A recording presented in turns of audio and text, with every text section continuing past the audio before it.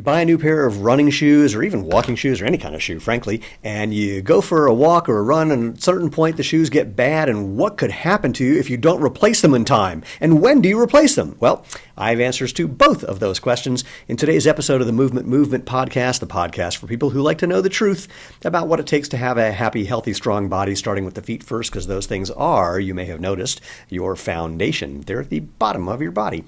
We also break down the propaganda, the mythology, sometimes the outright lies that you've been told about what it takes to walk, to run, to hike, to dance, to play, to do yoga, to do CrossFit, or whatever it is you like to do enjoyably, efficiently, effectively. And that's why we're here. I'm Steven Sashen, your host of the Movement Podcast, the CEO at ZeroShoes.com. And more importantly, what we're doing here, we call it the Movement Podcast, because we're creating a movement about movement. So the about movement part is that we're trying to make natural movement and footwear that supports it the obvious, better, healthy choice, the way natural food currently is. And the other part of the movement is that it's you. A movement happens because of the people involved, and you are the people. And what that means is if you enjoy what you hear here, then go to www.jointhemovementmovement.com, where you can find all the previous episodes. You can opt in to find out about the new episodes, and of course all the places that you can get this podcast from Spotify and iTunes and Google Play and on YouTube and Facebook and everywhere that you know. And you can do those things like leave reviews and give us a thumbs up and subscribe and hit the bell on YouTube so you're alerted when new videos are posted, and all those things you know how to do. Basically, if you want to be part of the tribe, please subscribe, and you know how to do it. Okay. I'll save the rest of that for the end. But let's jump into this question of what happens if you wear shoes too long, and how do you know when that is? First things first, the reason that I'm bringing this up is I'm making this recording during what we hope is the height of the coronavirus issue. We have no idea how long this is going to go on, when it's going to change. Suffice it to say, one thing people are trying to do is figure out what they can do to stay sane. Some people are going for runs and walks and hikes and rides. Some people are just staying inside. But there are some people who are doing more active things. And so this question of do I need to get new shoes has come up, knowing that footwear is a totally discretionary purchase. Not like toilet paper, which people are still hoarding in ways that make absolutely no sense. So here are the answers. First things first, let's talk about when things go bad. Now, the joke about this is years ago, the endurance running coach, Dr. Phil Maffetone, wrote a book in Fitness and Health, I think. Don't hold me to it because I'm really bad at remembering things like that, but let's call it that. And Phil's book suggested that if you're going to go buy a pair of running shoes, go to somewhere like Walmart or Target and buy the cheapest shoes you could find. And the reason is because back then, when he wrote this book, a cheap pair of shoes had very little padding, was low to the ground, had no motion control or arch support. They were just a cheap pair of shoes that, frankly, when they wore out, who cares? They cost like $10. But more, they were closer to what we now think of as a minimalist shoe. He also recommended that when you wear a regular shoe, wear it down until the cushioning gets so packed down that it's, again, like a minimalist shoe, because they just didn't have those back then.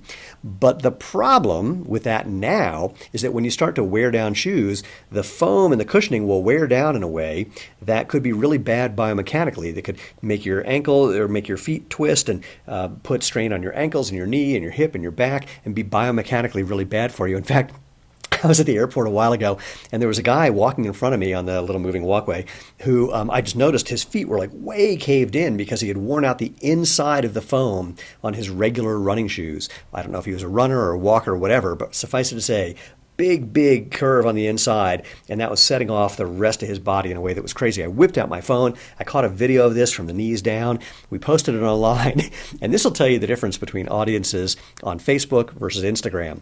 On Facebook, people were all commenting, "Oh my God, this looks horrible. That's what happens when you're padded motion control shoes. That's what happens if you don't know when to replace them, et cetera, et cetera." On Instagram, people yelled at us for body shaming the guy.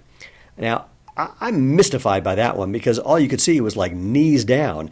Didn't look like he was, anything. You couldn't tell anything about the rest of his body. I didn't notice anything about the rest of his body. I was just looking at his feet. So either way, but what I saw was a normal kind of problem. Foam always breaks down. That's what foam does. Man-made materials collapse, they crush, they wear out, etc. And if they wear out in ways that alter the position of your foot, again, that ripples all the way upstream and can cause all sorts of problems.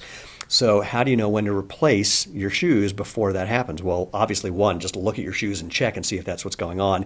If, of course, you're wearing regular shoes, and we'll talk about the difference between that and zero shoes in just a few moments. But the other thing that's kind of funny is you might not have to figure that out. Just look at the bottom of your shoe and see when and where it has worn out. Because here's what shoe companies have figured out. They figured out how to make the outsole, the bottom part is usually black, sometimes white. They've figured out a way to make that wear out around the time that they think the midsole, the foam part, the cushioning part, has worn out as well.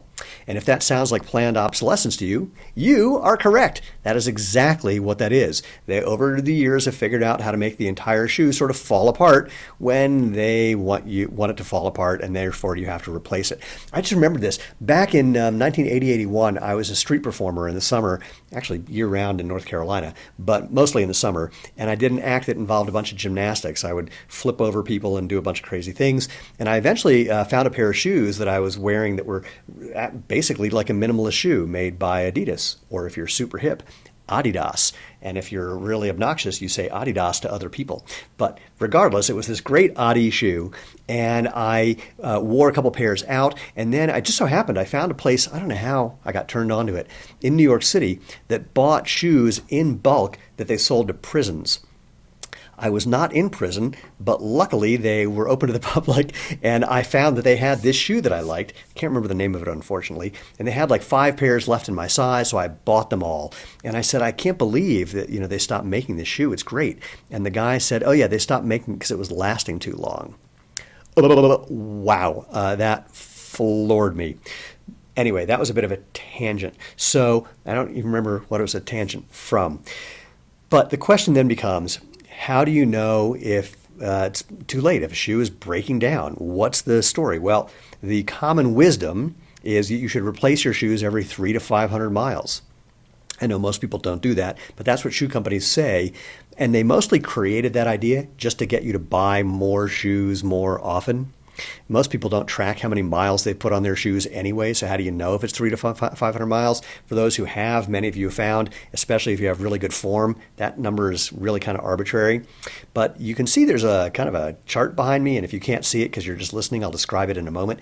This is something that I've kind of borrowed from Dr. Brian Heiderscheit, friend of ours and Zero Shoes wearer and researcher. And in fact, if you go to jointhemovementmovement.com, you can listen to the podcast that we did with Dr. Brian Heiderscheit. And what Brian and his team did is they wanted to see how long it took till the foam in your average shoe broke down to the point where it wasn't providing the benefits that the company claimed the foam and the cushioning was designed to provide. So what they did is they had a device that was basically just like a piston that just kept bouncing off the foam, and they just checked to see how much bounce the foam had. Now I'm going to show you this chart. I'm going to tip up the camera, and what you'll see is on the bottom those lines at 100 miles, 200 miles, 300 miles, 400 miles, 500 miles, and there's a curve that starts way up when the shoe is in brand new condition and then curves down to the point where you get to that 300 to 500 mile mark of when you're supposed to replace your shoes. Now, first things first, there's also, you can see this little wooden arch, if you know what that is. It's just sitting on the little ledge where you rest the pens for my whiteboard. If you're watching this, you can see it. Just a little wooden arch made with 5 blocks, if you know what that is. Put that in the comments. Bonus prizes if you do. Oh, and there's the Magic 8 Ball.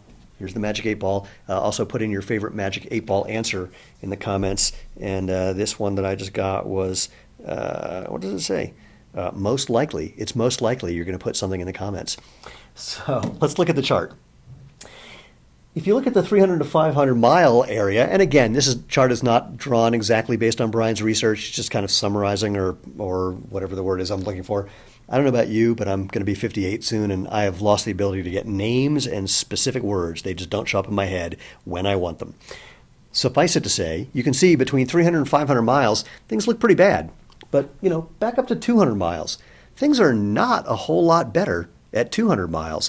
Back up to like about 150 miles where I've drawn a little vertical orange line, you can see things are not really that good there either. So check that out.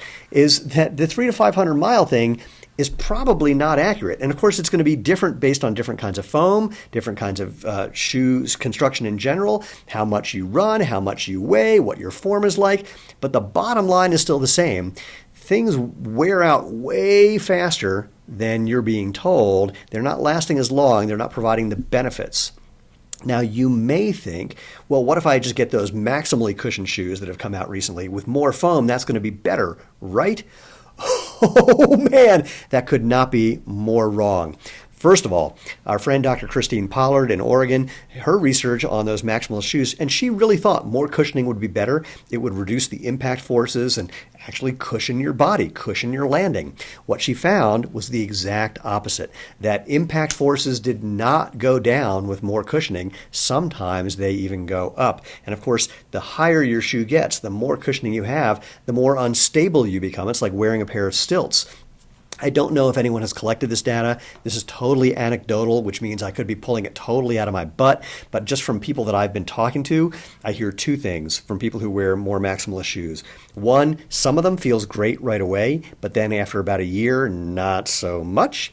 The other is more people falling and breaking wrists and collarbones than I've ever heard runners talk about. We have a number of friends who've been running for 40, 50 years plus, never had an injury, never fell down, started wearing the maximalist shoes, fallen down, broken arms, broken wrists, broken collarbones.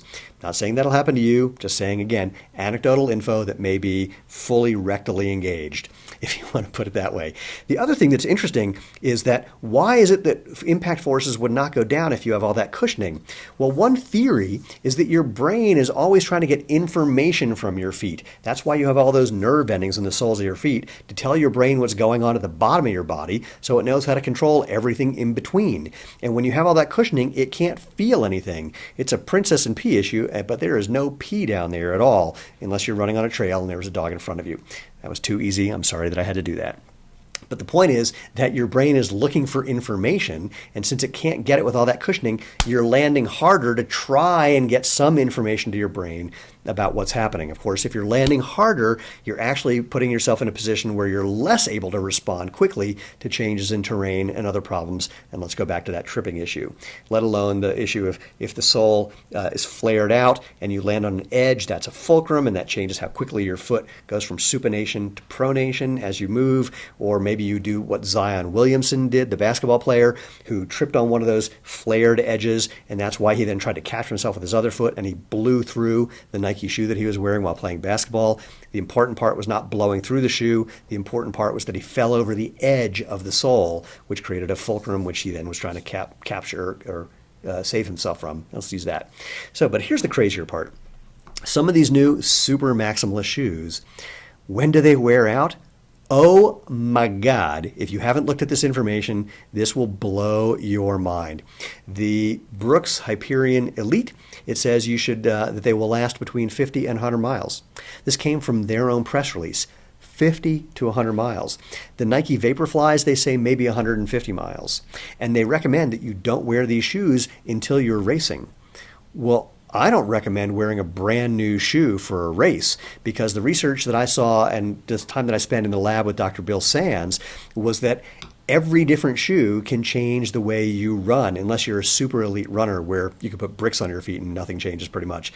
But if you got a brand new shoe and you're not sure how you feel and move in it, that could cause all manner of problems. So you don't want to just whip out a shoe for a race only. You're going to have to do some training in it. So if the Hyperion Elite is only going to last 5 to 100 miles, you get some training and then one race out of it. For the Vaporfly, if it's 150 miles, you get a little bit of training and 3 races out of it. If you're a marathoner, if you're an ultra marathoner, you get halfway through some races and you need to replace your shoes. And these things are expensive. So what's this pointing out? It's pointing out something simple. Man-made products break down. When they break down, that's not good. I already mentioned the planned obsolescence that the outsole is designed to wear out when the foam wears out. I'm not sure if that's the case in the newer shoes. But again, these the phenomenon of this of making something that has this amount of planned obsolescence or this limited lifespan, I personally just find reprehensible. I find it utterly incredible, which brings me to talking about Zero shoes. And I'm not saying this to sell the product. I'm saying this just to talk about the difference between our products and, quote, normal products. When we first came up with the idea for making our own rubber for our own outsoles, the rubber that we call Feel True rubber, we approached a rubber manufacturer and said, here's the performance characteristics that we want. We want something as lightweight as we can make it, knowing that rubber is heavy. We want something thin enough that it's really, really flexible, durable enough that it can last for a long time. We had a bunch of other characteristics as well. And our rubber manufacturer said, you know, that's not how they make shoes for outsoles. And we said, yeah, no joke. That's why we're doing it this way. We're trying to make something totally different. We want something durable. We want something flexible. We want something lightweight. We want something comfortable. No one had done that, it seems.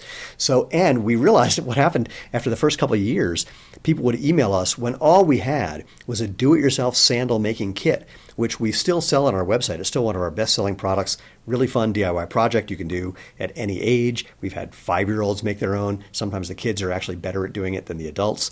Regardless, after a couple of years, we have people emailing us and saying, well, how long are these going to last? We checked, and no one had said that they ever wore out a pair. So our response was, we don't know. And after a couple of years of realizing that we don't know how long these things are going to last, but it had been a couple of years, that's when I came up with the idea of our 5,000-mile sole warranty. The warranty is basically if you wear down the heel or the ball of the foot to less than a millimeter, we can replace your shoes for a nominal cost. I just like the idea that our sandals were inspired by tire sandals, and so we have a warranty inspired by tires. And that doesn't guarantee that your sandals or shoes will last for 5,000 miles, because again, that mostly depends on you and your gait. Friction is friction, physics is physics. If you're overstriding, you're applying extra force when you land. If you're pulling and pushing on the ground, you're applying extra force. So your soles may not last that long, but that's why we have the warranty. So, and also, the way the soles wear gives you, it's like a training aid. It's like your own coach. If you look at how the soles are wearing, that'll tell you, are you overstriding? Are you pushing and pulling on the ground? Are you trying to push off the ground rather than lift your leg off the ground? You'll get all this valuable information. And we made them thick enough so that they're also going to last. Most of our soles are roughly in the 5 millimeter range. Well, actually, our do-it-yourself sandal kits come in either 4 millimeter thickness or 6 millimeter thickness. Our Speed Force is a 4.5 millimeter sole. The HFS and the HFS is a 5.5 millimeter sole. The Prio is, I think, 5.5 or 6. Don't hold me to it. Our trail shoes have basically that like a 2 to 3 millimeter base, and then lugs that are 3 to 4 millimeters, so you get some extra traction there. The bottom line is we don't have a midsole. We don't have a foam piece that's going to wear out like that. We have a little bit of foam in the hiding on the inside of the Terraflex and the Mesa Trail. And then, of course, our sandals, we have a little bit of foam in the forefoot of the Cloud, and the upper on the Veracruz and the Z Trail have our bare foam layer. And we designed that foam. First of all, it's really thin, so it doesn't do a whole lot. It's a weird thing, actually. This is a bit of a tangent. People report that that little bit of foam that we have in all those products I just mentioned makes them super comfortable.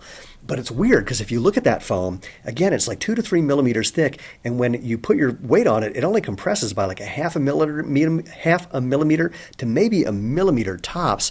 And so you've got to ask, why does that register in people's brains as super comfortable? I have an evolutionary biology theory, and that is that way back when, we learned that that tiny bit of cushion, that tiny bit of give in the surface that we're walking on is letting us know something good is nearby or about to happen. Maybe it means that there's food nearby or water nearby, somewhere good to rest, etc. I don't know. I'd love to hear your feedback about that. Bottom line, tiny bit of foam that's made super high density so that it lasts as long as possible. Actually, I take it back. We use bare foam for the top of the Z Trail and the Veracruz and in the Cloud, and we use what we call trail foam, which is more dense in the Terraflex and the Mesa Trail and that middle layer of the Z Trail and the Veracruz. So we designed those things to be super, super long lasting because we're not trying to provide, quote, cushioning because we know that that doesn't work. We're just trying to provide that little bit of give, that little bit of extra protection that'll make you feel more comfortable if you're on a particularly rugged surface. All that said, I hope that's helpful in helping you realize why you do want to pay attention to how things are wearing out and how you can know when things are wearing out, and maybe considering, trying something that doesn't wear out quite the same way. By the way, we've gotten emails from people who still got our original do-it-yourself sandal kit when we started the business at the end of 2009, who are still wearing that same product, which I find utterly, utterly amazing. I actually still have my original pair. And I do pull them out every now and then and wear those. Mostly I go around barefoot, or in the summer I'm in my Z-Trail or my TerraFlex or my Genesis. And when I need to wear shoes, I'm mostly in the Speed Force or the HFS. You get the idea. I now have more shoes. I now own more shoes at one time than I think I ever owned in the rest of my life combined. That's what happens apparently when you start a shoe company. Anyway, hope that's interesting. Hope that's helpful. If you have any questions, toss them in the comments. I will do my best to answer. If you want, drop me an email. I'm emailable at move@jointhemovementmovement.com. And by the way, if you have any questions, recommendations, people you think should be on the show, or whatever else you want to give me feedback for, send an email there or leave comments in the various comment sections of the places where you can leave comments. You know how that goes. So again, thank you for being part of the movement. Thank you for being part of the group of people who is moving this movement forward.